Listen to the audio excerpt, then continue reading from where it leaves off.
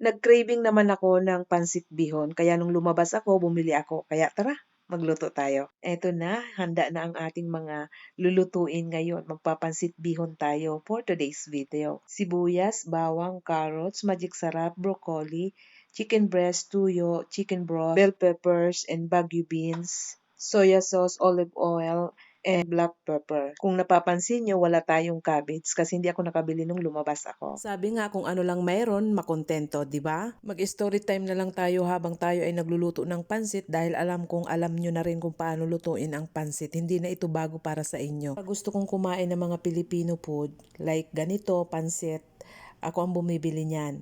Yun lang, yung pansit lang. Yung mga pansahog, syempre dito ko na yan kinukuha sa bahay. Mura lang naman yung pansit dito. Yung dalawang hibla, hindi ko alam kung 1/4 ang kilo niyan, is nasa 4 real lang. Kaya kayang-kaya naman sa bulsa ko. Kaya bumili na ako at sabi ko nga, ay puro ako kanin para maiba naman.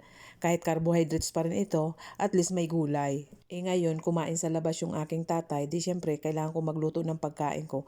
Kaya sabi ko, ito na lang lulutuin ko. Mayroon na akong tanghalian, may panghapunan na ako, may pangmerienda pa ako. O di ba, saan ka pa? Kung nakikita nyo, marami nga ang gulay, wala pang cabbage yan. Marami yata yung sahog kaysa sa pansit. Char! Okay lang yan na maraming gulay.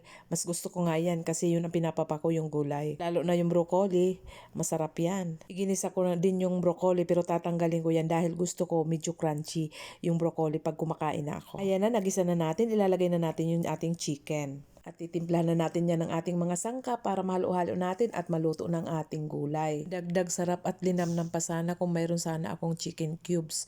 Kaso dito talaga hindi kami bumibili ng chicken cubes dahil bawal yan sa kanila. Ayaw nila dahil nga masama daw yan sa katawan. Ang ginagawa ko dito ay nagpapakulo na lang ako ng chicken. Yung chicken broth niya, yun ang gagamitin ko yung pang sabaw ko dyan. At ayan na nga, tinatanggal ko na isa-isa yung aking broccoli dahil ayaw ko nga siyang maluto ng masyado. Gusto ko talaga yung half cook lang. At naglagay na tayo ng mga panimpla. Hindi ko na isa-isahin sa inyo dahil alam nyo na yan. Ayan lang yung ikaw toyo. Char! Alam nyo guys na nandito ako sa ibang bansa na halos hindi ko makain-kain yung mga pagkain na nandyan sa atin. Once na nakapagluto ako ng mga Filipino food kahit isda, ay sobrang happy-happy na ako, tuwang-tuwa na ako niyan kahit kangkong lang. Sobrang masaya na ang puso ko niyan. Kasi ang feeling ko talaga mas masarap yung pagkain natin kaysa sa mga pagkain dito. Kahit mga simpleng pagkain sa atin pero kumpleto ng sahog yan ay masarap na. Dito talaga kahit damihan pa nila yung sahog parang wala akong makita kung saan banda yung sarap niya. So ayun na nga, tanggalin ko muna ang ating mga gulay para hindi masyadong maluto. Kailangan medyo half cook lang ang mga ito para mas lalong masarap ang ating pansit bihon. At ayan na nga guys, ilalagay ko na yung ating pansit bihon. Dalawang hibla lang yan guys, 1/4 siguro yan, hindi ko alam. Basta ganun lang yung binili ko dahil ako lang naman ang kakain. Hindi ko alam kung kakain nito si amo pero try kong alukin mamaya kung wala siyang maisip na kakainin mamayang dinner, aalokin ko siya nito kung kakain siya. Sa atin, mga panghandaan lang ito o kaya almusal, merienda. Dito is pwedeng tanghalian mo na. Isang kainan lang guys dito.